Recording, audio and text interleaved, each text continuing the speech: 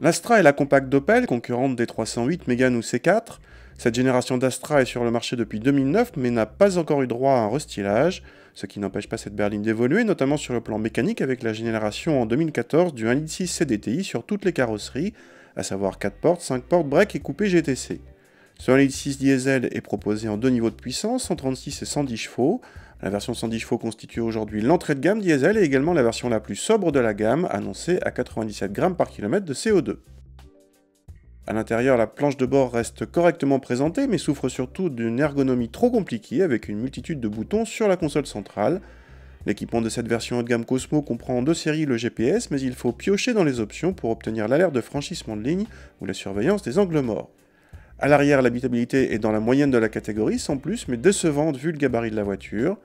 Le coffre atteint 370 décimètres cubes sans roue de secours, là encore décevant, surtout en regard du gabarit de l'auto. Contact et le petit 1.6 litre a le bon goût de se montrer discret à la fois en sonorité et en vibration. Assez souple malgré une fiche technique qui annonce le couple maximal à 2000 tours, il se montre progressif et doux à l'utilisation. Les performances sont dans la moyenne et les rapports de boîte pas trop allongés permettent des reprises correctes. La commande de boîte est agréable à manipuler. Côté châssis, la voiture montre un bon compromis malgré un poids élevé qui la pénalise forcément en termes de dynamisme. Selon nos mesures, cette Astra est tout simplement la plus lourde de sa catégorie.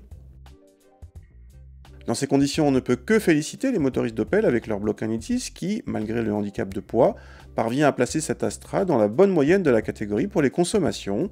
En revanche, cette Astra manque un peu de modestie du côté des tarifs. À 26 000 € hors option, elle est plus chère que la plupart des autres généralistes à motorisation équivalente sans pour autant offrir un équipement très riche. Dommage pour cette Astra qui a par ailleurs bien du mal à percer par rapport à des Golf ou 308 plus convaincantes à bien des égards.